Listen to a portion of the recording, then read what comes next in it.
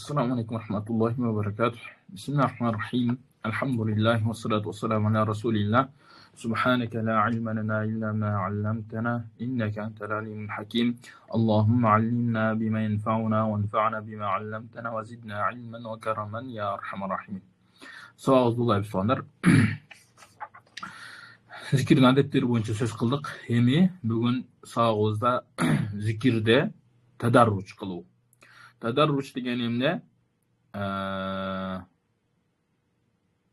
Тадарруч дегени кыргызчасы мындай очерет менен, же болбосо акырынык менен көтөрүлүү, же болбосо биринин артынан бирини кылуу, тартиптештирүү. Же азыр бир сөз бар болчу, ошону таппай жатам. Мындай тадарручта кыргызча субханалла. Лестница сыяктуу кылып чыгып баруу, ошо сыяктуу кылып бийикке акырынык менен көтөрүлүү туугандар, өзүнүн очерети менен, өзүнүн убактысы менен, өзүнүн деңгээлиге жараша көтөрүлүү акырынык менен. Мисалы алганда биз мектепте 1-класс, 2-класс, 3-класс, 4-класс ар бир класстын 1-класста сен өзүнчө алифбени, таматанаганы үйрөнөсүң, сандарды үйрөнөсүң. 2-класста уже кошконду, бөлгөндү, кемиткенди, 3-класста мекен таануу деген сабактар же башка ушул сыяктуу кээ бир кошумча сабактар кирет. 4-класста мисалы химия, физика деген сабактар уже 5-6-класстарга кирет. 1-класстарга бере албайсың ал сабактарды, түшүнүш кыйын болот дегендейчи. Ошондой эле зикирде да ушундай тадарруч болуш керек.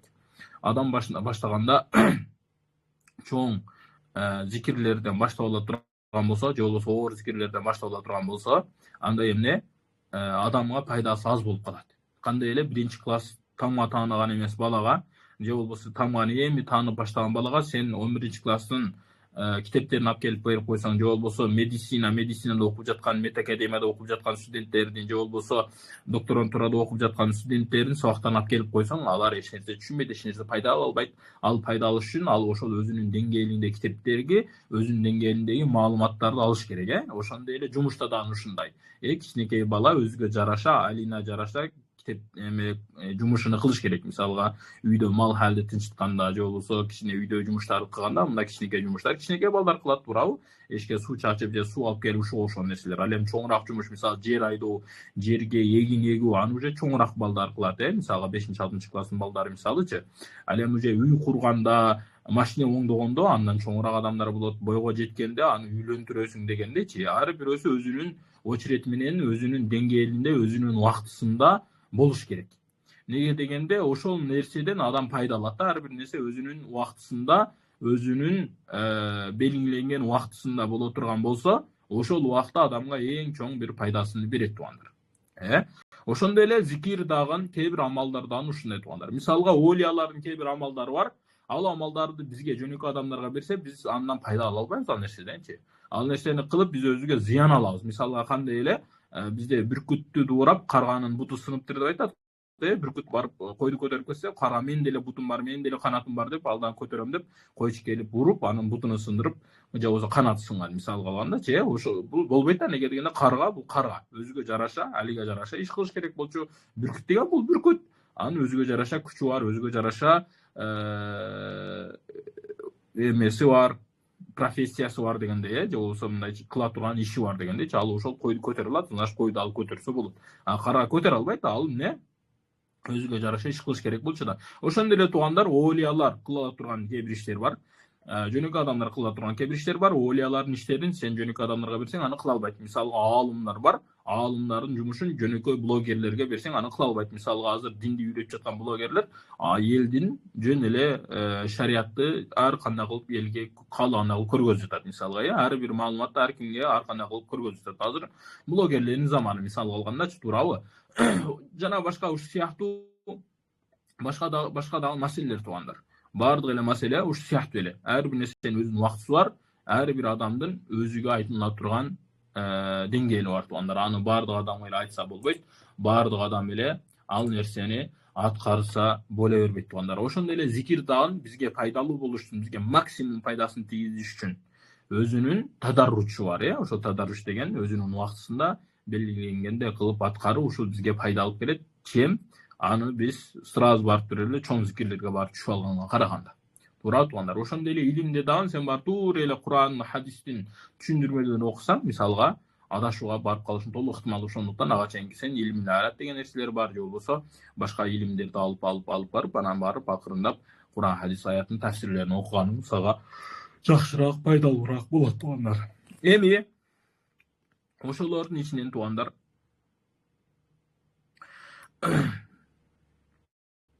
зикирди баштаганда адам Аллахка жакындайм деп аракетини баштаганда кандай зикирлерден башташ керек? Эгерде жөнөкөй адам болуп буга чейин күнөөлөр менен алектенип жүргөн болсо, күнөөлөр менен алектенип дегенде мисалга арам ишти билет, ачык кылат да. Ошондой иштерди кылып жүргөн болсо, башында шейхтер осуят кылат, эмне деп башына истигфардан баштоону. Күнүгө азында жок эле дегенде 500 жолунан, бай эртең менен кечки зикирлер башка зикирлерден сырткары болчу. Күнүгө 500 жолунан истигфарды эң азында 500 жолунан истигфар кылууну ошону тапшырма берет. Бул зикирди жөн эле астагфирулла деп койбостон, же болбосо астагфирулла атубу илейх, же болбосо робби гфирли деп койбостон, баягы буга чейин айткан зикирдин адеттерин сактап, ошол кыблага карап, көздү жумуп, кичине караңыраак эртең менен кечинде ушуларды кылган жакшы болот туугандар. Жүрөк менен зикир кылганга аракет кылыш керек. Туура, эгерде жүрөк менен кыла албаса, албетте башында андай нерселер кылуу кыйын туугандар. Эмне колдон келгенчелик аракетине кылып кыла берет туугандар. Аны таштап койгонго болбойт, мен мындай кыла албайт экенмин, тигине кыла албайт экенмин дегенге болбойт. Колдон келгенчелик канчалык кыла аласың, ошончалык кыла берген. Иншалла анан пайдасы көрүнө баштаганда сага эмне шейх башка зикирге өткөргөнгө жардам берет. Андан кийин эгерде ушундай күнөөкөр адам болсо, ушундан баштатат. Кээ бир адамдарга бул жакта ар бир шейхтин өзүнүн эмеси бар, услубу бар. Услуб дегени өзүнүн колдонгон жолу бар. Адамды кантип өстүрүүдө, кантип тазалоону, адеп акылакты кантип үйрөтүүдө, кантип исламда бекем болууну үйрөтүүдө өзүнүн жолдору бар. Кээ бирлер ушундай истигфар менен баштатат зикирдичи. Бул жакта азыр биз зикирдин жолдорун айтып атабыз да. Кээ бирөөлөр жок туугандар, эмне пайгамбарыбызга салават менен баштатат. Эмне пайгамбарыбызга, мисалга имам Газали радиллаху анху тарикасынан ошол туугандар. Бул жакта ошол китепте эмне салаватты көп айтат туугандар. Салаватты көп айтып башташ керек. Муну дагы эң азында бизде кээ бир шейхтер ушунда тапшырма берет.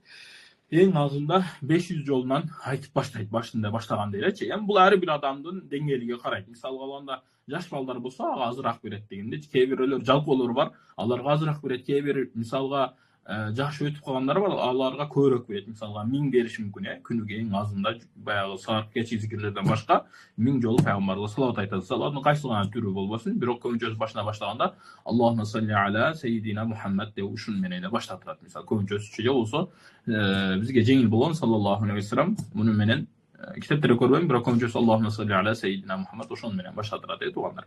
Ошол зикир менен күнүгө 500 жолунан баштайт туугандар. Анан аларга зикирди айтып жатканда анын максаттарыны, анын маанилерини айтып түшүндүргөнгө аракет кылат. Ошол зикирди кылуучу адам ушул нерселерге көңүл бурганы жакшы болот.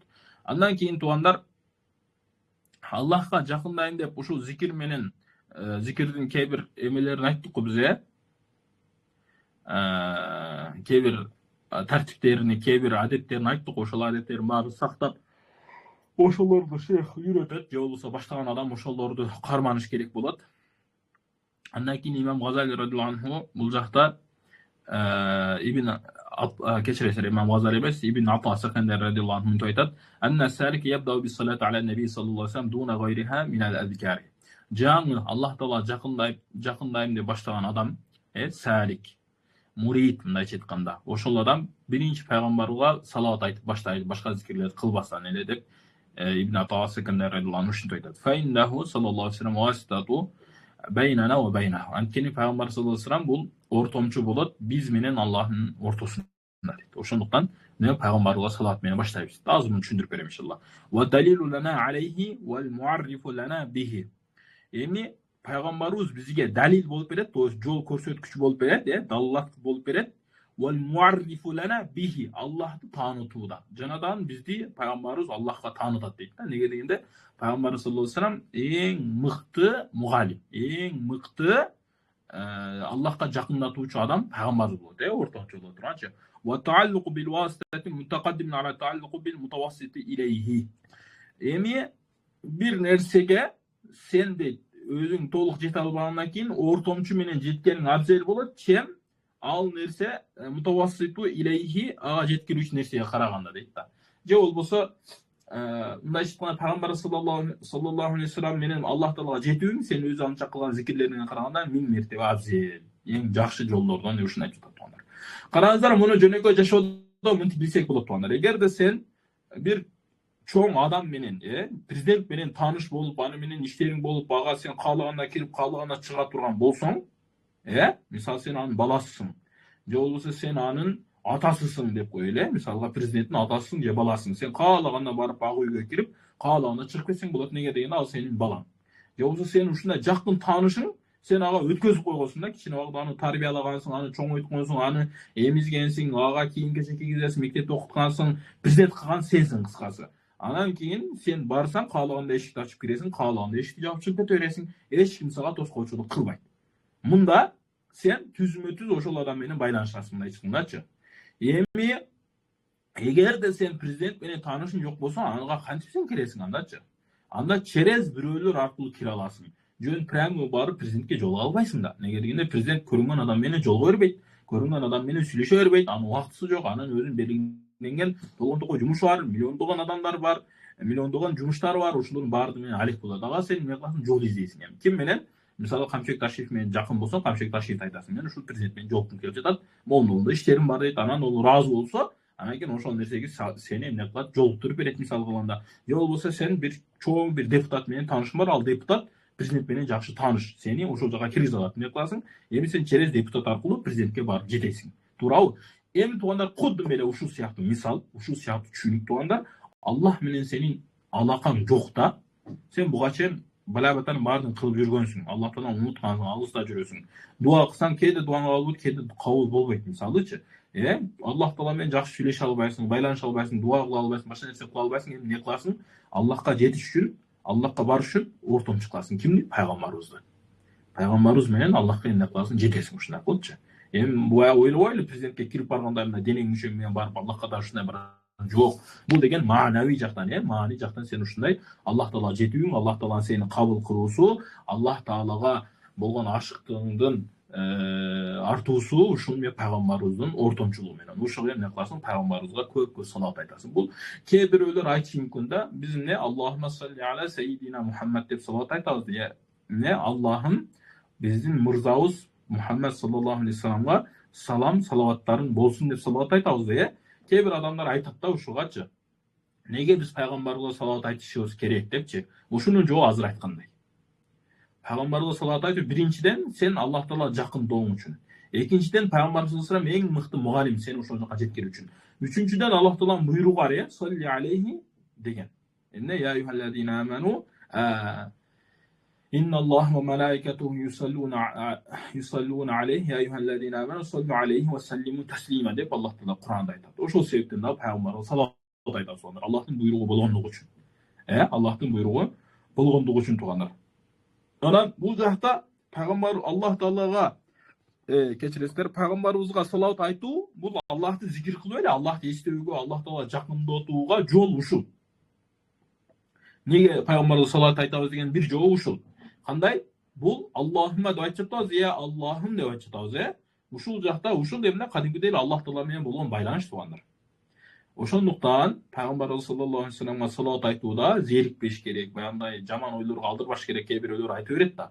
Неге Пайгамбарга салат айтасың? Сен Аллах Таала менен байланыш керек. Пайгамбар жөн эле адам, бул деле жөн эле махлук, Аллах жараткан махлук. Анын менен эмне ишиң бар? Сен только Аллахты эстеген, Пайгамбар салат айтып бере кой, мындан эч кандай пайдасы жок, эч кандай зыяны жок деген сөздөр айтылат. Жок туугандар. Башында бизге окшогон Аллах Таала менен болгон байланышы жок болгон адамдарга, Аллах Тааладан алыс болгон адамдарга Пайгамбарыбыз аркылуу Аллах Таала жетүү жеңил туугандар.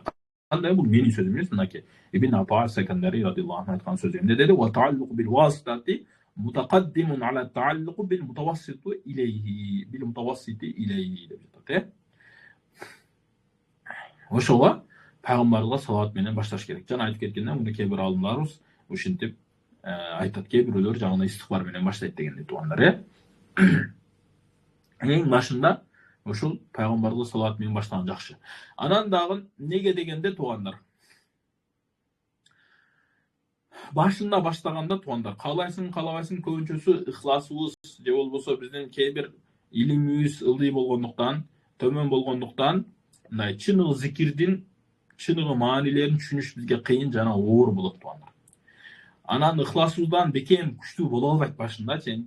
Ар бир адамдын өзүнө жараша туугандар, бардыгы да айта албайбыз. Кээ бирөөлөр дейли, кээ бирөөлөр ушундай болот туугандар. Анан пайгамбарыбызга салават айтууда ошол нерселер кечиримдүү да. Сен ыхлас кылбасаң деле салават айтсаң пайдасы тие берет сагачы.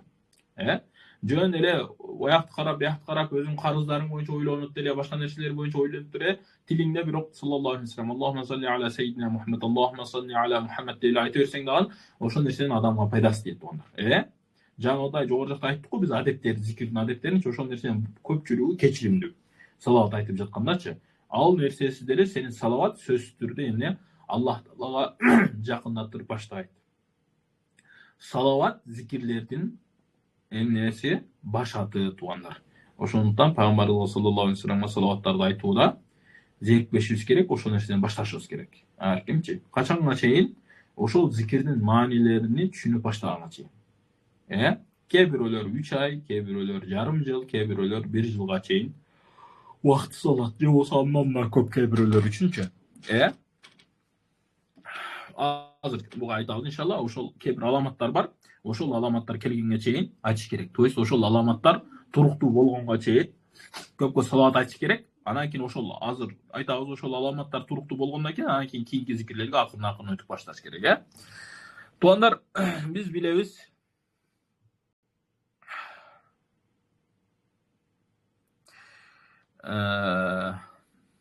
Mahallul ihlasi al-qalb. Ихластын орду жүрөк экендигин бардыгыбыз билебиз, Бирок бул жүрөк деген жаңыдай калп деген эмне оодарылып турат, тез эле аяк бияка кетип калат. Сен бир нерсени ойлосоң, акылың бир жак кетсе, оюң бир жак кетсе, ихласың да ошол жакка карап кетип калат да. Мисалы алгандачы, сен бир ишти Аллах үчүн баштайсың, жакшы элечи. Жакшы эле Аллахты зикир кылып баштайсың, бирок биякты ойлогондо ошол жакка карап кетип калат да сразычы. Ошол жакка карап кетип калат. Эми бул неден десек туугандар, бул жүрөктүн табияты ушундай туугандар. Эми ал үчүн биз эмне кылышыбыз керек? Дайыма жүрөккө көңүл буруп турушубуз керек. Ошондуктан оюбузду бир жерге жыйнап, акылыбызды бир жерге жыйнаганга аракет кылыш керек. Бир жерге жыйнаган дегенде, ошо зикир кылып жатасыңбы? Зикирдин маанилериге ой жүгүрткөн. Аллах Тааланын кудретине, Аллах Тааланын сыфаттарына, Аллах Тааланын жараткан сулуулуктарына, Аллах Тааланын ошо сыфаттарга көңүл бургон. Аллах Таала кантип мисалга эч нерсеге муктаж эмес, таптаза зат, эч кандай кемчилиги жок. Эч кандай көрө албастык деген нерсе жок Аллах Таалада. Ичи тардык деген нерсе жок Аллах Таалада. Бирөөгө жамандык каалоо деген нерсе жок Аллах Таалада, Кыскасы кандай гана кемчилик болбосун, ошол кемчиликтин бирөөсү дагы Аллах Таалада жок да, ошол нерседен көңүл буруш керек туугандар. Ал эми нафс болсо, адамдын нафси эмне? Аммаратун бису, адамды дайыма жамандыктарга буйруп турат да. Эмне кылат? Мону жаман кара. Мына ушул себептен ушундай болгону окшойт деп туруп, сен бир жакшы ойду бербейт да адамгачы. Ошондуктан адамдын табиятында же болбосо адамдын нафсиси ушундай жаман жакка карап бурат. Адамдардын эгер ичине карай турган болсок туугандар, толгон токой жамандыктар толтура да, баардыгыбызда бар, ичибизден бирөөдү өлтүргүзө эле келип турат негизичи, бирок өлтүрө албайбыз да. Ошондуктан сүйлөп эки жүздүү болуп сүйлөсөң, бирөөдү жаман көрөсүң, жек көрөсүң, бирок анын колунда акча бар же болбосо бийлик бар, сен ошону пайда алып жатасың, эмне кыласың? Катык сүйлөй албайсың, башкача сүйлөй албайсың, өзүңдүн чыныгы жүзүңдү көргөзө албайсың да, айтечи. Неге дегенде элдин алдында турасың, ошол себептен да. Кыскасы, нафси ушундай жаман нерсе туугандар. Ошол нафсти биздин ичибизде да, ошол нерсени сыртка чыгара койгонго болбойт. Туура сен ичиңде ойлойсуң, ал нерсе кааласаң келет, сенде жаман ойлор, жаман нерселер келип турат туугандар. Ал бардыгында эле болот ал нерсечи. Бирок ошону сыртка чыгара койбош керек да. Ошону сыртка чыгара койбош керек. Анан колдон келгенче бул жакта айтат, ошол нерсени тыйганга аракет кылыш керек. Сенин оюңа, көбүнчөсү бул нафси ойдон башталат да туугандар, Оюңа жаман нерселер келип баштаганда, бекерден айтпадык да, бул сабак эмне ойду тарбиялоо сабагы депчи. Ойго жаман нерселер келип баштаганда, ошону жакшы жакка бурганга аракет кыл. Бирөөнү көрүп туруп жаман ой келсе, мына ачык-чачык жүрөт экен, шариаттан кабары жок экен деп ойлоп баштаганда сразу эле ушинтип баштайт да, сенин нерсең оюң ушинтип баштайт. Эмне деп койсоң, кийим таппаптыр да деп кой мисалычы. Же болбосо оюңда эмне кылган, эми эртең хижапка кирип калат окшойт, уже хижапка кириштин аламаттары келип калыптыр деп ушундай бир жакшы ойлорду ойлоп кой. Мисалга бирөө намазында кемчилик кылып ойлоп жатса, бул бечара эч нерсе билбейт экен да деп ойлоп жаман нерсеге кетирбестен эмне, бул могул жеринде билбей калды окшойт, адашып кетти окшойт деп ушундай бир жакшы ойлор кылып кой. Бирөө тамак жеп жатканын көрсөң орозодо, мисалы азыр орозодо бирөө тамак жеп жатканын көрсөк эмне кылайлы, ооруп жатат экен да, ошого тамак жейт экен деп ушундай жакшы ойлу кылайлы, бул шайтан экен, орозо кармабай жатат деп мына жаман ойлонбостон жакшы ойго бурганга аракет кылыш керек адамчы. Неге дегенде адам көбүнчөсү жаман ой, баягындай эмне деп коет, нито күнөө ойлорду ойлоп жүрсө, ошол күнөөлөргө барып түшөт адамчы. Акырын эми түшпөсө дагы ошого жакын бир иштер менен алек болуп калат адамчы. Ошого жакшы ойлорду ойлогонго адам аракет кылыш керек. Дурус ойлорду жакшы жакка карап оодарылганга аракет кылыш керек. Ошондуктан эгерде мунун эң жакшы жолу ошол ойду ойлобой койгон эле эң жакшы да туугандар, негизичи. Эми кандай ойлобой коесуң, адамсың, баары ойлоносуң десе, анын жолдорун кылыш керек. Кандай? Сен ошондой күнөө жерлерге барба биринчиден. Барсаң көрүп турсаң анан жаман ой келет да анан. Көчөдө жылаңачтарды көрсөң, бирөө кучакташып ошондо мына кылып жатса, жаман ой келбей эмне болсун? Анан бирөө арак кармап алган болсо, ичет деп ойлобой, эмне деп ойлойсуң? Анан бирөө сигарет чечип түтөт жатса, эмне деп ойлойсуң? Сигарет чегип жатат деп ойлойсуң да, туурабы туугандар, Бирөө көчөдө күндүздүн күнүндө орозодо ден соолугу мыкты болуп турса, жеп жатса, анан кийин бул орозо кармабай аткан күнөөкөр адам экен деп ойлойсуң да. Эми ошондойлор болбош үчүн зарылчылык болбосо ошондой жака барбаш керек туугандар. Ошондой нерселерди көргөнүнөн кийин ойлоносуң, укпаш керек ошондойлорчу, көрбөш керек биринчидечи. Ошондуктан зарылчылык болбосо андай жерлерге аралашпаган жакшы. Азыр бул жакта келет иншалла давамул халва. Адам көбүнчөсү жалгыз калып Аллахты зикир кылганы эң жакшы пайда. Эгер зикир кылса жалгыз калгандачы, Аллах Таалага жакындай турган болсо. Ошондуктан ушундай нерселерге алек болбош үчүн адам башка нерсе менен алек болуш керек. Сен көзүңдү бир нерседен сакташың үчүн башка бир пайдалуу нерсеге жумшашың керек да. Туура, эгер көздү бош койсоң, бул дайыма бир нерседен алек болуп ал жак бул жактар карайт. Кулакты бош койсоң, дайыма ал жак бул жактар менен карайт. Эгерде кулакты мен айтып жаткан сөзгө көңүл бурсаңыз, могул жаныңызда турган базарда отурсаңыз эле, башка жакта отурсаңыз эле, башка сөздү уга албайсыз, түшүнө албай каласыз. Неге дегенде сиз кулагыңызды азыр сабакка көңүлгө буруп койдуңуз да. Көзүңүздү китекке коюп койсоңуз, же болбосо бир пайдалуу нерсеге койсоңуз, башка нерсе менен алек болбойсуз. Мисалга бирөө берилип сериал көрүп жатса, могул жакта бир нерсе күйүк жатса да көрбөй калат адамчы. Неге сериалды берилип көрөт да ошол себептенчи. Ошого кулакты ушундай бизге информация келе турган, биздин оюбузду бура турган, биздин мышлениябызды өзгө тарта турган нерселерден оолак болуш керек адамчы. Мисалы сиз жумушка барсаңыз деле, көчөдө ал жак бул жактар Кудай берген көз экен деп карай бербестен, бир жакшы пайдалуу нерсеге буруп коюңуз. Китеп алып алыңыз, китепти окуп отуруңуз ошол жерде. Же болбосо бир макул пайдалуу бир кино көрүңүз, исламдын кинолорунан, же болбосо пайдалуу бир устаздардын сабактары бар, ошолорду эшитиңиз мисалы алгандачы, кулакты ушактардан башка көчөдө өтүп жаткан сөздөрдү мисалга жөн эч нерсе эшитпей жөн турсаң, коштулардын айтып жаткан сөзү эшитилет да. Анан кийин оюң кетет ал жакачы. Туурабы туугандар? Эми ошондуктан сен кулаңга Куран салып алгын.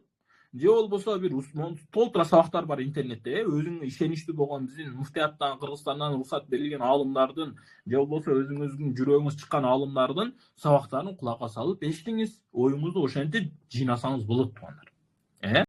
Анан жөндөн жөн эле көчөгө чыга берген, жаңыдай аралаша берген болбойт адамдаргачы. Неге дегенде адамдар табиятында жаңыдай бузук нерселерди көрөсүң сөзсүз түрдө, тем более биздин Кыргызстанда. Көчөгө чыксаң эле, шундай кылсаң кыштын күнүндө мини юбка чыккан адамдарды көрөсүң. Орозонун берекелүү куттуу күнүндө көчөдө тамак жеп, баар жактары афыртып жүргөн, сөгүнгөн, арак ичкен адамдарды көрөсүң. Көчөдө кәк болуп уктап жаткан алгаштарды көрөсүң, мисалы алгандачы. Бишкекте деле көрөсүң, башка жагында деле көрөсүң. Ошондуктан жумуш жок болсо ал жактарга барбаш керек. Эмне кыласың ал жактарга барып? Мен бүгүн бир шаар айланып келем, зерип кеттим.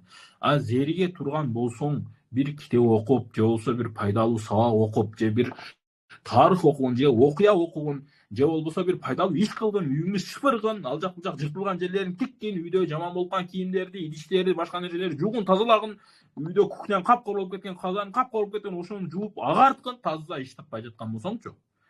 Ошол нерсе менен адам алек болуш керек. Эгерде алек болбосоң сөзсүз түрдө жаңындай нерсеге түшөсүң да. Адам могул нерсени кылбаса бул нерсеге түшөт дегендейчи. Суу арыктан акпаса, башка жактары көлчөк кылып баткак кылып салат. Ошондой эле көз пайдалуу нерсе менен алек болбосо, жаман нерселерди көрүп сени жаман нерсеге толтурат. Кулак пайдалуу нерсеге жумшабасаң ал нерсени, жаман нерселерди угуп сага жамандыкты толтурат ал нерсе. Ошондой пайдасыз нерселерди, макул жаман болбосо да пайдасыз нерселерди адамга толтурат. Ой дагы ушундай. Ойду сен бир нерсеге буруп, мисалга сабак кылат эдемде бир китеп окуп, ошого ой жүгүртүп, бир тарыхка же бир маселеге ой жүгүртсөң, ал ошону менен алек болот. Аны ойлонбосоң, жөн эле коюп койсоң, бир күнөөлөрдү ойлоп, бир жаман нерселер, болбогон нерселерди ойлоп ушуну таба берет адамгачы. Ошондуктан аалым жөнөкөй адамдар менен аалымдардын болуп калган, мындайча айтканда, өнүгүп кеткен адамдардын айырмасы ушунда. Алар ойлоруну, көзүнү, кулагын, сөзүнү, дене мүчөсүнүн кыймылдарын пайдалуу нерселерге жумшайт. Өзүнү өнүктүрө турган нерселерге жумшайт. Анан ошентип алар өнүгөт. Ал эми биз менен сизге окшогон бекерчилер көрүнгөн жака көрүнгөн нерсени таштайт. Бирөө бияктан асман жөнүндө сүйлөсө, асманга кошулуп сүйлөп кете бересиң, угуп кете бересиң, ошол нерсе менен ойлонуп да жүрө бересиң. Бирөө бияка жердин түбүндөгү нерсеге сүйлөсө, жердин түбүндөгү нерсеге кошулуп кетесиң. Бирөө Иран менен сүйлөсө, Иранга барып сүйлөшөсүң. Бирөө Израилге келип сүйлөсө, Израиль менен сүйлөшөсүң. Ушинтип кете бересиң да, сен өзүңдүн оюң жок, сен буну неге сүйлөп жатканын билбейсиң. Анткени сен бекерчисиң. Сен өзүңдү өнүктүрөйүн деген бир максатың жок. Ошондон көрүнгөн адам нени сүйлөсө, ошол жакка кошулуп кете бересиң. Көрүнгөн адам нени көргөзсө, ошону көрө бересиң. Көрүнгөн адам нени ойлонуп турса, ошону ойлонуп кете бересиң. Эгерде сенде максатың болуп, эгерде сенде өзүңдү өнүктүрөм деген аракет болгондо, көрүнгөн адамга кошулбайт болчусуң. Сен өзүңдү өнүктүрө турган нерсе менен алек болот болчусуң.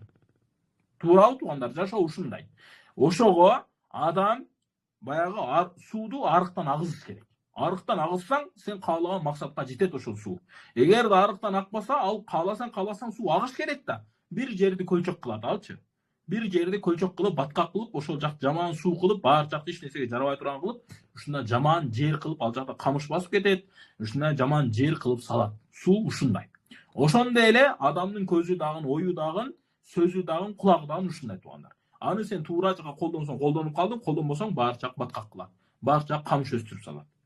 Ошондой азыркы биз ушундай оюбузду, көзүбүздү, кулагыбызды, оозубузду, дене мүчөбүз, кыймылдарыбыз башка нерсеге коюп койгонбуз, баардык жашообуздун баардыгы баткакта, камыш өсүп кеткен хамма жагыначы. Биян карасаң дагы камыш, биян карасаң дагы камыш, биян карасаң баткак, эч нерсе жарабайт. Аяка сен гурич эге албайсың, же помидор эге албайсың, же эч нерсе кыла албайсың да. Ошол себептен бир китеп окуйм десең, китеп окуй албайсың. Ошол себептен бир пайдалуу иш менен алек кылайын десең, алек кыла албайсың. Бошогондо телефон чукуйсуң, уктайсың, жөн эле жашоону өткөрөсүң да, ошол да. Өнүгө албайсың ал нерсе мененчи. Ал нерсе менен адам өнүгө албай калат.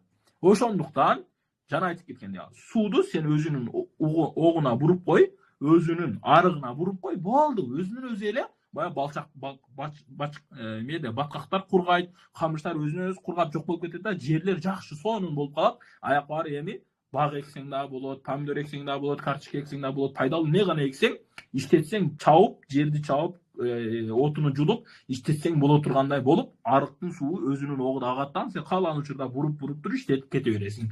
Ошондой эле жашоодон ушундай туугандар. Көздү, кулакты, оозубузду, оюбузду, дене мүчөнүн кыймылдарын туура жака буруп коюшубуз керек. Ошол нерсе менен анан кийин биздин эмне жашообузда ушундай мүмкүнчүлүктөр пайда болот. Каалагандай сыпат, каалагандай жакшы нерселер өзүн өздөштүрүш жеңил болот туугандар. Ошондуктан булардын жаңагыдай жолу буруу деген эмне? Бир нерсе менен жакшы пайдалуу нерсе менен алек болуш керек адамчы. Алек болбосоң ушундай кете бересиң. Бияктан карап кетесиң, бияктан карап кетесиң, бияктан карап кете бересиң. Анан ошентип адам өзүнүн оюну да бузат. Ою бузулгандан кийин анын көз караштары бузулат. Көз караштары бузулгандан кийин ал адамдын кыймыл аракети да бузулат. Кыймыл аракеттери бузулгандан кийин ал адамдын амалдары бузулат. Амалдары бузулгандан кийин ал адам эмне болот? Күнөөгө түшөт сөзсүз түрдө. Ушун менен башталат. Бул ушундай тадарруч да, акырын ушундай жолдор менен. Ошонун олмоодун жолу эми ушунда бурутунан эмне кыласың? Көздү туура жака жумшайсың, кулакты туура жака жумшайсың, туура сөз айтканды үйрөнөсүң, жакшы ойду ойлонгонду үйрөнөсүң, жаңыдай жакшы нерсе менен алек болосуң, анан акырын менен өнүгүп барып амалдарың бир күн барып эле олия болуп каласың анан кийин. Ошого эмне кылыш керек? Аракет кылыш керек. Буга жөндөн жөн болбойт бул нерсе. жөн болбойт. Бул эмне нафсти башкаруу, арыктагы суу, арык жок болсо суу ага берет да көрүнгөн жакачы. Ошого сен эми арык казышың керек да. Жакшылап жерди казып, даярдап, анан сууну ошол жакка буруп коюшуң керек. Ошондой эле дененин, колдун, кулактын мүчөлөрүн ушундай. Эмне жакшы сабактарды качать этип ал телефонуңа. Телефон деген нерсе бар, WhatsApp деген нерсе бар, Telegram деген нерсе бар, YouTube деген нерсе бар. Орус тилин түшүнөсүң беле эле, же өзбек тилин түшүнөсүң беле эле. Ошол жакта алымдардын сөздөрү бар, биздин өзүнүн кыргыздын сөздөрү бар, арабча түшүнсөң араб устаздары бар. Ошолордун сабактарын ал дагы пайдаланып, угуп, жашооңо өзүңүздүн пайда алып келиң. Карыздарың барбы? Карыздан кутулуунун жолдорун издегин. Ошол боюнча күнүгө ойлоңун. Күнүгө бир тетрад алып туруп, 96 беттүү, ошого күнүгө жаз. Канткенде карыздан кутулам. Мына кылыш керек, мына кылыш керек. Ошого жетүүнүн жолдорун изде. Кантип издешим керек? Ошондой кыл. Амалдарын устап жатат. 5 вакыт намаз окуй албай жатам. Кантип окуймун? Кимден үйрөнсөм болот? Жарымда кошунам окуйт эде, ошону менен сүйлөшөйүнчү, намаз үйрөтө экен, үйрөтпөйбү экен?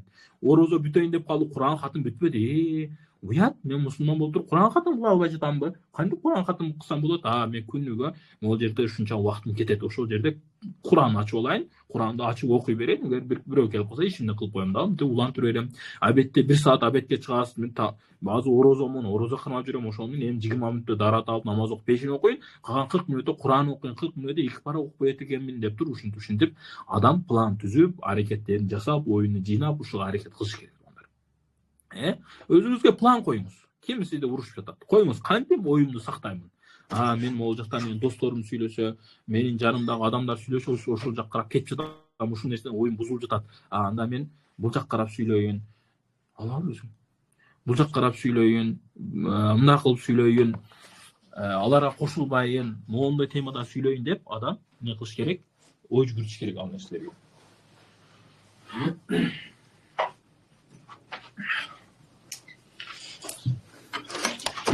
Ошентип үйрөнбөсө болбойт. Антип үйрөнбөсө, адам өзүнүн агып жаткан суусун арып казбаса, ал суу бар жак баткак кылып салат. Ал суу бардык жакты эмне кылат? Камыш кылып салат. Анан кийин өзүңүздө ушундай бир жакшы жер таппай каласыз эгин эккенге, жакшы бир сыфаттарды алайын десеңиз таппай каласыз. Баары жак камыш эгип жатса, камыштын арасына сен кантип помидор эге аласың? Камыштын арасына сен кантип картошка, пияз эге аласың? Камыштын арасына сен кантип бир нерсе өстүрө аласың? Баткак жер эмнеге жарайт? Эч нерсеге жарабайт да. Ошондой болуп каласың. Ошондой, ошого караңыз. Эмне? Көз, кулак, ооздон дененин кыймыл аракети, ой ушундай аккан суу. Аны сен бир жака бура албасаң, баары жакты сенин жаман жака буруп коет. Сени эч нерсеге жараксыз кылып салат булар. Көзүң менен ар нерсени карай берсең, кулагың менен ар нерсени угуп берсең, ар нерсени сүйлөй берсең, ар нерсени ойлоно берсең, эмне болосуң сен? Каяка барасың сен? Кантип жакшы адам болосуң? Кантип сен алып турушуң менен Аллах Таалага жакындайсың? Өзүңүзгө план коюң, кантип ойлой болом деп. Кое алың, эмне болуптур сизден? Жолдорун издең, мен билбеймин да, эмне кылам? Изде, оку, сура адамдардан.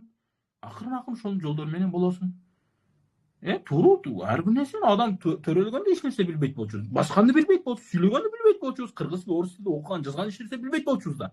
Бирок окудук, издедик, аракет кылдык, 20 жыл, 10 жыл, 11 жыл мектепте окудук, анан кийин акырын үйрөндүм. Буга дагы ошондой эле убакыт, ошондой эле мээнет, ошондой эле аракет. Бирок сен азыр акыл эсиң чоңоюп калдың, сен көп нерсени түшүнөсүң. Эми сага жол кыска, алдын сен 11 жыл кыла турган нерсени 1 жыл иштеп бүтүрсөң болот азыр. 11 жыл кыла турган 1 айда иштеп бүтүрсөң болот азыр сен. Акыл эсиң жайга түшүп калды, сен чоң адам болдуң. Ак менен караны ажырата аласың сен, жакшы менен жаманды ажырата аласың азыр сен. Ошо аракетиңди кыл да, аракетиңди кылбасаң эмне болот деди. Угуп коюп, зор экен, сонун экен, шундай кылыш керек экен деп койсоң, ошонун бойдон калып кетет. Ал нерсенин бир нерсе өзгөрөт. Сен мисалга уктуң да, курсаң ачты оозу чарга. Айтып жатат да, бүгүн Центральный мечитте президент оозу чаркылат экен, бул жакта тамак берет экен, плов берет экен, алма берет экен, мындай берет экен, мындай берет экен деп укту. Анан сен жакшы экен деп оозу чарга сен ошол жерге барбасаң, кантип тамак жейсиң анан? Өзүң жаныңда акчаң жок, үйүңдө тамагың жок, сен несиң ичим сага көчөдөн тамак бербейт, бирок сен эчтиң ушул жакта келген адамдарга тамак берет экен, оозу чаркы кылып берет экен деп. Сен ошол жака басып барып, анан алдыңа койгон тамакты алып жебей, сен кантип курсаң тоет анан сен? Эшитип койдуң, сенде маалымат болду. Ал маалыматка аракет кылып жасабасаң, кантип ал нерсе менен курсаң тоет? Кантип сен оозу чаркта тамак жейсиң? Жей албайсың да. Курсаң тойбойт ал нерсе мененчи. Ошондой эле сен угуп коюң менен эч нерсе өзгөрүп калбайт ал нерсе. Качанга чейин амал кылмайынча.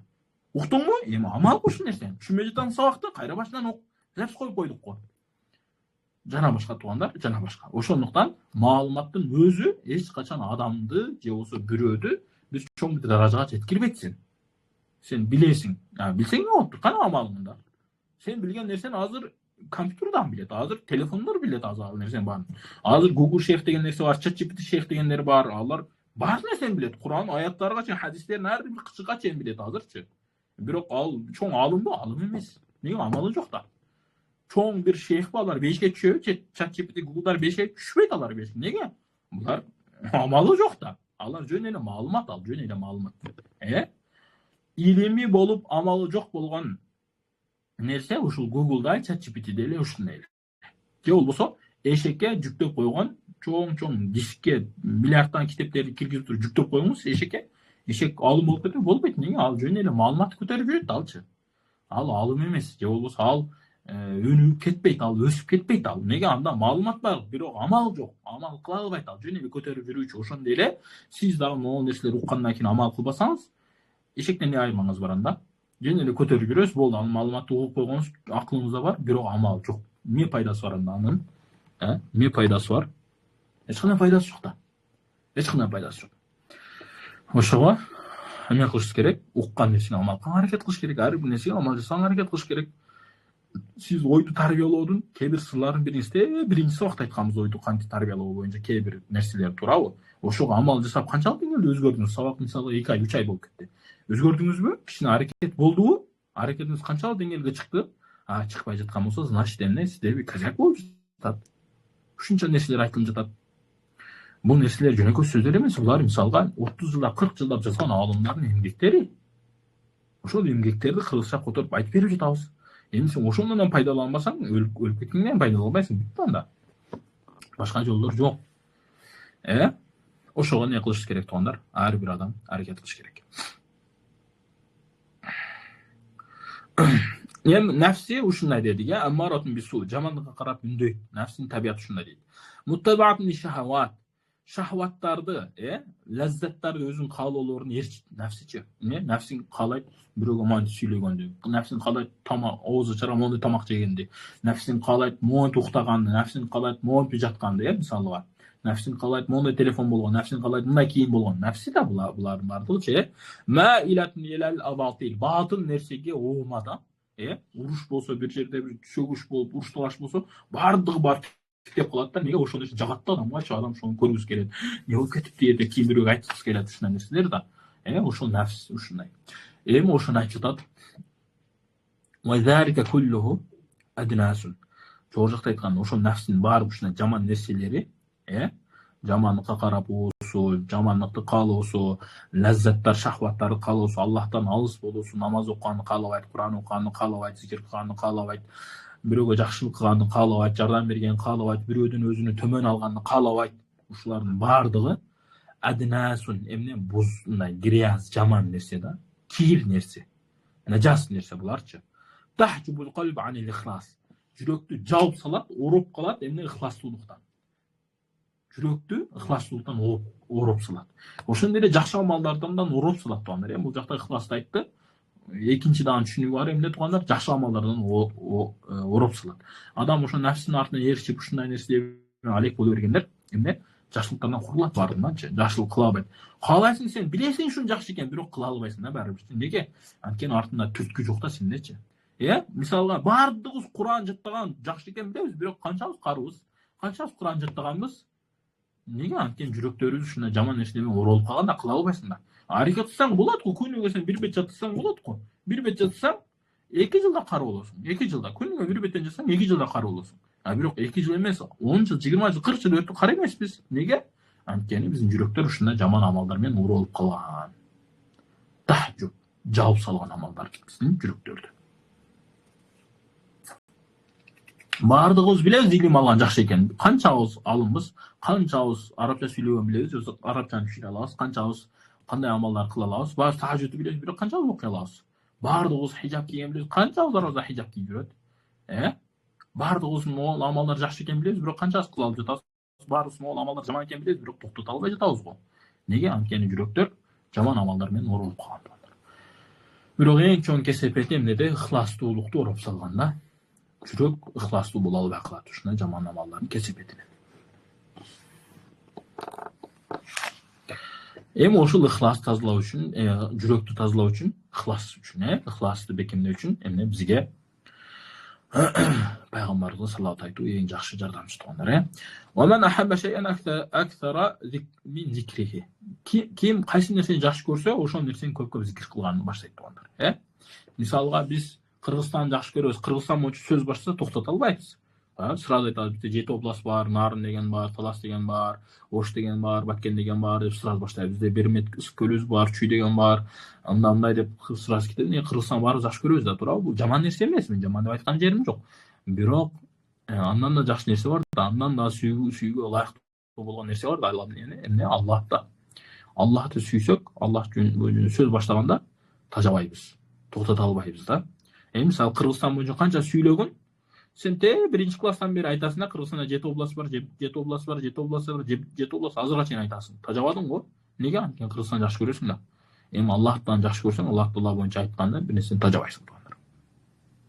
ولذلك يبدأ السارق بالصلاة على النبي صلى الله عليه وسلم وهي جامعة لذكر الله تعالى وذكر رسوله. جامعة لذكر الله تعالى وذكر رسوله. Ошол себептен дейт, адам адатан пайгамбарыбызды жакшы көрүп башташ керек дейт. Пайгамбарыбызды жакшы көргөнгө адам аракет кылыш керек. Пайгамбарыбызды жакшы көрүү үчүн 3 нерсе менен алек болуш керек адамчы. Биринчиси, пайгамбар сирасын окуш керек. Сира деген эмне? Пайгамбардын өмүр баяны. Пайгамбарыбызды таанышыбыз керек. Ким экен, кимдин баласы, өмүрүндө эмне иштер кылган, качан төрөлгөн, качан өлгөн, канча баласы болгон, канча аялы болгон, ата-энеси ким, кандай жакшы амалдар болгон, кандай сыфаттар болгон, ушулардын баарын билишибиз керек. Экинчиден пайгамбардын ошол сүннөтүнө ээрчишибиз керек. Сүннөтүнө ээрчишкенде пайгамбар кантип баскан, кантип отурган, кантип турган, кантип үйлөсүн мамиле кылган, кантип ошонун баарын ээрчишип. Үчүнчүдөн пайгамбарга көп салават айтуу. Ушул 3 нерсе менен пайгамбарга болгон сүйүү артат туугандар. Пайгамбарга сүйүү ушул 3 нерсе эң чоң жардамчы туугандар. Ушул 3 нерсени бекем кылсак, бизге чоң жардамчы болот. Пайгамбардын өмүр баянын кыргызча толтура кетип туруп, алыңыз окуңуз. Сахабалардын өмүр баянын кетип туруп, алыңыз окуңуз, пайгамбарды тааныңыз, сахабаларды тааныңыз. Жана башка туугандар. Ошон менен башталат, пайгамбарга ушул салават айтуу, Аллах Тааланын зикирлерин өз ичиге ороп алган, жана дагы Аллахтын элчисин зикир кылып өз ичиге ороп алган туугандар. Зикир эки түрдүү болот. Мунажасы бар. Мунажа деген эмне? Үмүт, Аллах Таалага кайрылуу, мунажат кылуу деген бар. Аллах Таала менен болгон байланышта мунажат теримин айтып кеттик. Ошол бар. Анан кээ бир зикирлер ла ятадамман мунажат, мунажаты жок болгон зикирлер бар. Ошондуктан мунажаты болгон, Аллах Таалага байланышы болгон, Аллах Таалага түзмө-түз кайрылуусу болгон зикирлерден Аллахумма салли аля. Аллахым пайгамбарга салават айт деп Аллахка кайрылып сурайбыз туугандар.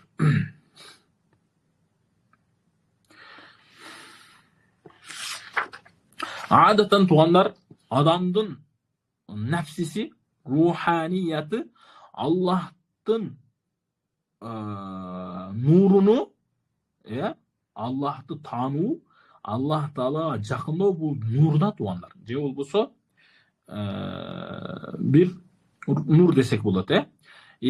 Ошол нурду адамдын эмеси көтөрө албайт да. Рухучу адатан баягы күнөөгө батып калгандыктан, башка нерселер менен алек болгондуктанчы.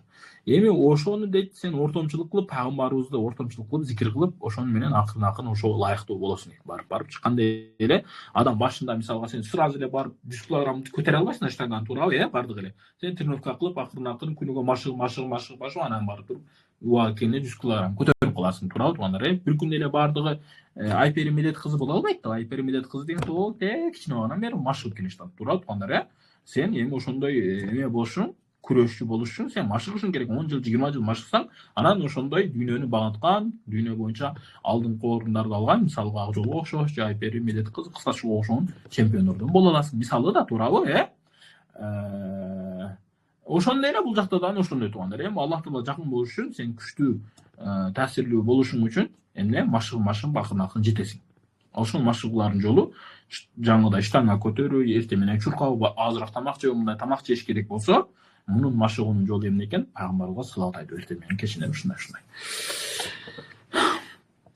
Ошол пайгамбарыбызга же болбосо негизи эле зикирлердин эмеси, самара деген же болбосо мындай жыйынтыгынан, жана айтпадыкпы, эми айтабыз депчи, ошол эки түрдүү болот. Кээ бирөөлөр жашоосунда эле сезип баштайт ошонун пайдасын, ошонун таасирин жашоосунда эле мындай живой жашоодо эле сезип баштайт. Кадимкидей сезилет адамгачы. Сен пайгамбарга салат этсең, өзүнөн өзү үйгө барака келип баштайт. Өзүнөн өзү үйүңдөгү адеп ахлак, үйүңдөгү болгон мамилелер өзүнөн өзү оңоруп, жакшы болуп баштайт да. Ушундай өзүнөн өзүчү. Бул биринчи аламаты. Bir türü ушундай, кээ бирөөлөр ушундай. Ушул жакшыраагы ушул. Экинчиси түштү көрөт onlar. Түшүңдө сен пайгамбарлар менен жолугасың, сахабалар менен жолугасың, Абу Ханифа радыйаллаху менен жолугасың, алымдар менен жолугасың, Кур'ан окуйсуң түшүңдө бейишке киресиң, түшүңдө периштелер менен жолугасың, жакшы амалдар көрүп баштайсың кыскасы. Ушулар сенин эмеңдин, зикириңдин натыйжасы, жыйынтыгы ушул тугандар. То есть жыйынтыгы ушул эмес. Мындай сенде ысага пайда берип жаткандын таасиринин белгиси ушундай. Чүнкү бирөөсү сырттан жөн эле жашоодон көрүп баштайсың, экинчиси түштөн. Эң абзели экөө тең болгону тугандар. Эң абзели экөө тең. Жашооңдо да көрөсүң, түшүңдө дагы көрөсүң. Мисалга алганда, кээде ушундай болот, түшүңдө ар бир адам ар кандай. Сен мунун баардыгын көрүш шарт эмес. Түшүңдө сөз түрү пайгамбар көрүшүң шарт эмес. Сөз түрү периштелер көрүшүң шарт эмес. Бул кээ бирөөлөргө мындай болот, кээ бирөөлөргө мындай болот, кээ бирөөлөргө мындай, кээ бирөөлөр. Мисалы кээ бирөөлөр түшүндө зикир кылат, түшүндө намаз окуйт, жана башка тугандар. Ар кимдики ар кандай тугандар, Эми ушул экөө тең болгону эң жакшы. Ошол эгерде салават айтып, жаңыдай истигфар айтканыңыздан кийин ушундай нерселер болсо, бул нерсе кээде 1 айдан кийин, кээде 6 айдан кийин ар кандай болот. Ошол нерсе көп кайталанып сен ошого туруктуу болуп калсаң, туруктуу деген баягы зикирлериң туруктуу болуп, оңолушуң башталган болсо, анан эмне кыласың? Акырын экинчи кийинки зикирлерге өтүп баштайсың тугандар, Кийинки зикирлерге өтүп баштайсың. Алла. Эми зикир кылганда жакшы отуруп жаңыдай баардык өзүнүн адептерин айттык, ошондой кылганда өзүнүн кол астында же болбосо өзүнү аласта турган нерселерди алып салыш керек. Адам өзүнүн айлана чөйрөсүнөн аласта турган нерселерди алып салыш керек. Айрыкча телефонду тугандар. Телевизор. Ошол нерселер үнү пасыраак кылып, башка комнатага өтүп, тынчыраак отуруп зикир кылган эң жакшы. Колдон келсе ушундай кылыш керек, Эгерде мүмкүнчүлүк жок болсо, анда жаңыдай эл менен аралашып деле күйөөңүздүн алдында, балаңыздын алдында зикирлер кылып жүргөн дагы эң жакшы тугандар боло берет. Андан кийин эртең менен кечки эме деп коет эле бизде. Рукуя аяттар бар тугандар.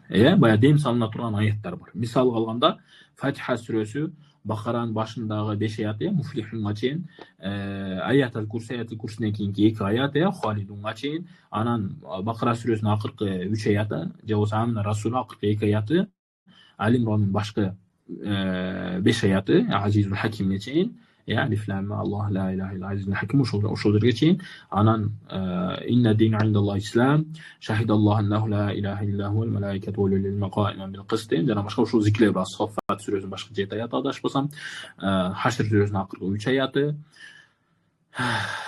дагы кайсы эме сүрөсү бар, Шарх сүрөсү бар. Ошону эртең менен 7 жолу окуу, Ихлас, Фалак, Нас, Кафирун сүрөлөрүн 3 жолунан окуу. Ушуларды эртең менен кеч окуп турган жакшы тугандар. Адамдарга пайда берет. Ону окуганда жөн эле патыр-патыр окуп салбастан, ой жүгүртүп, маанилерине, тафсирлерине караңыз, кыргызча маанилерин караңыз, ой жүгүртүңүз. Ошолордун эми ар бирөөсүнүн өзүнүн пайдалары бар. Баягы бизде бунун көбүнчөсү Мухаммад Закария Каннахли радыйаллаху анху адашпасам, ошол жазып берген баягы маслум дуаларда бар тугандар, эртең менен кечин окулуучу аяттар деп. Эми аны баардыгын кылып отуруш кээде узакка чозулат. Мисалга Ясин сүрөсүн окуш керек ал жактачы. Ал жакта кээ бир сүрөлөр бар, ошону окуп туруш керек. Мисалы кечинде вакыяны окуп туруш керек, табаракты окуп туруш. Эң окуй албасаңыз, жаңы кыска бир 2 бетке жетер жетпес сүрөлөрү болот. Ошолорду окуганыңыз жакшы. Сөз түрдө Фатиха, Ихлас, Фалак, Нас, Аятул Курсини унутпаңыз, ушуларды унутпай күнүгө окуп туруңуз. Беркилерде окуп үйрөнүп алсаңыз эң жакшы. Ясинди күнүгө саар менен окуп, кечинде вакыяны, табаракты окуп үйрөнүп алсаңыз эң жакшы, эң мыкты. Эгер кыла албасаңыз, бул аз-азынан баштаңыз. Башына баштаганда Фатихадан баштаңыз, Аятул Курсини окуп баштаңыз, аягындагы Кафирун, Ихлас, Фалак, Настарды окуп баштаңыз. Анан көнүп калганыңыздан кийин жаңыдай аламаттары, белгилери көрүнгөндөн кийин дагы кошуңуз, акырын кошуп ушинтип эртең мененки зикирлериңиз 1,5 саат болсун, ушинтип бир аз кошуп өзүнүн убактылары кийин көрүнүп баштайт. Ошентип көбүрөөк Аллах Таала менен ибадат кылганыңыз эң жакшы болот тугандар. Ошолордун ичинен бул жакта бирөөсүн айтайды тугандар. Бул жакта адашпасам имам эменики Газали радыйаллаху анху айтат, эртең менен күн чыгып жатканда эмне дейт, могул аят окулар дейт. Шахидаллаху аннаху, эмне Аллах Таала өзү күбөлүк берет. Аллахтан башка ибадат кылууга ылайыктуу зат жок, жана периштелер дагы, жана илим ээлери дагы эмне дейт, Аллах Тааладан башка ибадат кылууга ылайыктуу зат жок. Ал Аллах азиз жана хаким болгондо. Анан кийин ушуну айткандан кийин, ушул аятты окугандан кийин мынтип 7 жолу айткан дейт. Эмне? Ана ашхаду Аллаху бима яшхаду бихи لنفسه وشهدت له ملائكته أولو العلم من خلفه وأنا أستودع الله هذه الشهادة إلى حين موتي ودخول قبري وخروج منه ولقاء ربي أنه لا تخيب لديه الوداع. Ушун 3 жолу же 5 жолу же 7 жолу айткан ушул жакшы дейт. Ушул муну кыргызчасын айтуу зарыл эмес. Иншалла бир убакыт болгондо да айтып берем. Ушул сыяктуу кыскасы ушундай дуалар айткан эң жакшы дейт. Булар айткан бул жакта пайдалар айткан, аларды азыр айтуу шарт эмес туугандар. Анан сөз түрдө башын Аллах Таала жакында эмне баштаган адам сөз түрдө саар менен кечки зикирлер калбаш керек туугандар. Бул сөз түрдө айтканбыз. Эгер андан кийин адамда шайтандын эмеси бар дейт. Шайтандын не деп койсок болот, азгыра турган нерсеси бар. Эми эгерде сен зикир кылып ушулардын баарын тазалап салбасаң, кичинекей шайтан уругу калып кете турган болсо дагы, же болбосо нафстин, каалоодун, Аллах Тааладан башка бирөөгө болгон берилүү болуп, ошол нерсе калып кете турган болсо, ал сен биле бергин, сен сөзүндай толук боюнда тазаланып бүткөнүң жок дейт да. Толук боюнча зикирдин негизги максаттарга жеткениң жок дейт. Эми качан сен ошол зикирдин негизги максаттарына жете турган болсоң, анда эми танзих кылып башла. Аллах Тааланы кемчиликтерден арулап башла. Ал кайсы? Субханаллахил азим, субханаллахи ва бихамдихи, Аллахумма салли ала сайидина Мухаммадин ва ала алихи. Ошол зикирлерге өтөсүң дейт. Көрдүңүзбү? Баягы зикирлерди кылып ушундай деңгээлге жеткенден кийин анан эмне экен? Мондай кийинки зикирлерди өтөбүз. Иншалла кийинки зикирлерди кийинки сабакта эртеге иншалла айтып берем. Subhanakallahumma wa bihamdika nashhadu an la ilaha illa anta nastaghfiruka wa natubu ilayk. Surulар болсо айтсаңыздар болот.